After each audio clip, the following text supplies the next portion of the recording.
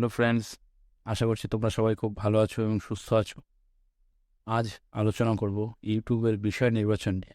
অর্থাৎ তোমরা অনেকে ইউটিউবে চ্যানেল খুলবে, বাট তোমরা বুঝতে পারছো না কোন টপিকের ওপরে খুলবে। তাই নিয়েই আমাদের আজকের আলোচনা। আমি স্নেহাশিস, তোমরা দেখছো টেক ভিডিও। তাহলে চলো শুরু করা যাক।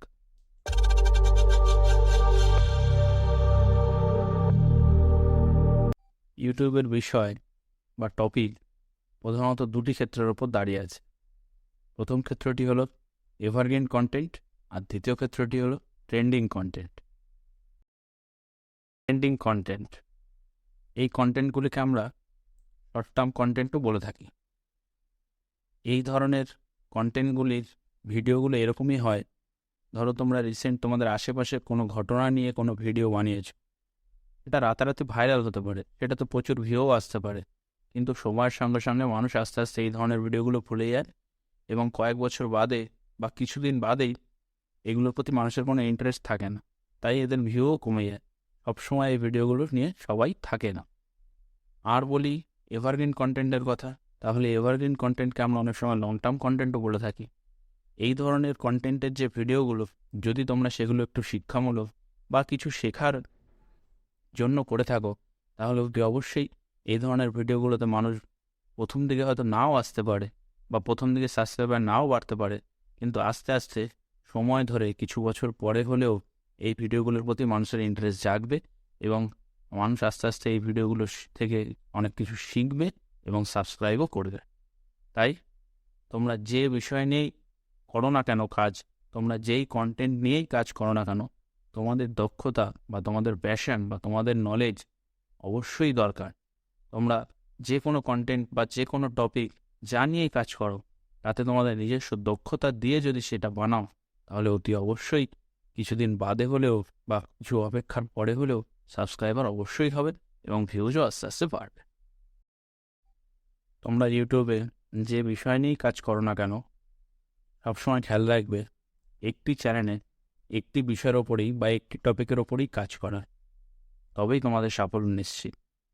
যদি তোমরা একটি চ্যানেলে একাধিক বিষয় নিয়ে কাজ করো, তাহলে কোনোদিনই সেই চ্যানেল গ্রো করে না এবং তাতে মানুষের ইন্টারেস্টও ধীরে ধীরে কমে যায়। ধরো তোমরা কোনো শিক্ষামূলক ভিডিওর কোনো একটা চ্যানেল খুলেছ এবং তাতে তোমরা জীবনবিজ্ঞান, পদার্থবিজ্ঞান, ভূগোল, ইতিহাস, গণিত সব মিশিয়ে তোমরা কন্টেন্ট তৈরি করছো, তাহলে কিন্তু সেই সব চ্যানেলের সেই ভিডিওগুলো সেরকম ভিউজ পায় না, সেগুলোতে সেরকম লোকে সাবস্ক্রাইব করে না।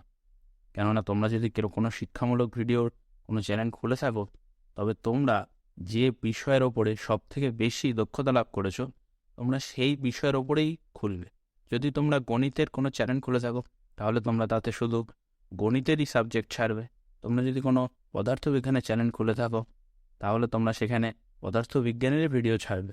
কখনোই তোমরা একটা চ্যানেলের মধ্যে একাধিক মিশ্র কন্টেন্ট তৈরি করবে না। এমন অনেকেই আছে যারা ধরো ব্লগের চ্যানেল খুলেছে, তারা তাদের ডেইলি লাইফ নিয়ে কিছু ভিডিও কয়েকদিন ছাড়লো, কিন্তু তাতে তারা কোনো ভিউজ পেল না।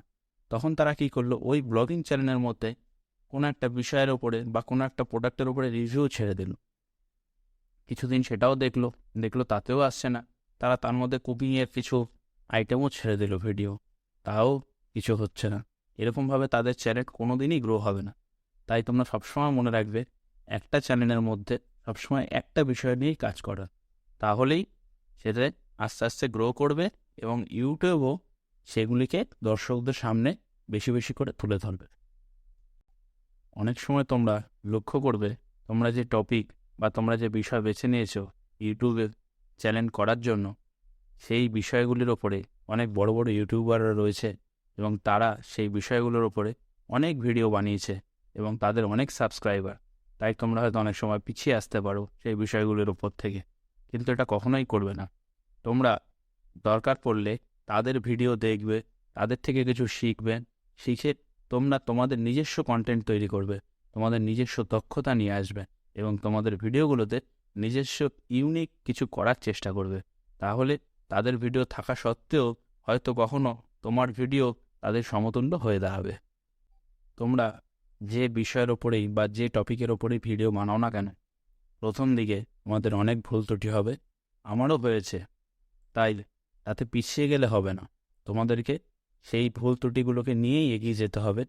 প্রথম দিকে হয়তো তোমাদের সাফল্য আসতে একটু দেরি হবে, তোমাদের চ্যানেল সেরমভাবে গ্রো হবে না, কিন্তু যদি তোমরা একটু লেগে থাকো, একটু চেষ্টা করো, তবে একদিন না একদিন সাফল্য তোমরা অবশ্যই পাবে।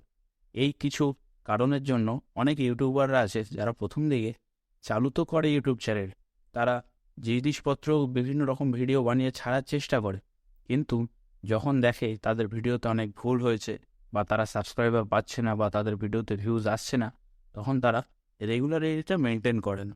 এটাই সব থেকে বড় ভুল। ইউটিউবে চ্যানেল গ্রো করতে হলে তোমাদের সব সময় ভিডিও নিয়েই থাকতে হবে, ভিডিও প্রত্যেক সপ্তাহে পারলে ছাড়তে হবে, কিন্তু এরকম করলে চলবে না তোমরা মাসে একটা, 2 বছরে একটা, 1 বছরে একটা এরকম ভিডিও ছাড়লে বা এরকমভাবে কাজ করলে কখনোই ইউটিউবে সাফল্য সম্ভব নয়। ভুল ত্রুটি মানুষ মাত্রই হয়, সব নিয়েই সবাইকে এগিয়ে থাকতে হবে এবং ইউটিউবে চ্যানেল খুললে তাতে তোমাদের কন্টেন্টগুলো রেগুলার ছাড়তে হবে, তাতেই তোমার ভিউয়ার্সরা তোমার ভিডিও দেখতে আগ্রহী হবে। আর নচেত তোমার ভিডিও মাঝে মাঝে বা মাসে বা 1 মাসে একবার, 2 মাসে একবার এরকমভাবে ছাড়লে হবে না। তাই অবশ্যই তোমরা ভুল ত্রুটি নিয়েই তোমাদের নতুন চ্যানেল খুলবে এবং তাতে রেগুলারিটা মেনটেন করবে। আজ তাহলে এ পর্যন্ত, কোনো ভুল ত্রুটি হলে ক্ষমা করে দিও। আর যদি আমার এই ভিডিও থেকে তোমরা কিছু শিখে থাকো, যদি আমার এই ভিডিও তোমাদের ভালো লেগে থাকে, তাহলে অতি অবশ্যই লাইক এবং শেয়ার করে দিও, আর সাবস্ক্রাইব করতে ভুলো না কিন্তু। তাহলে আজ আসি, টাটা।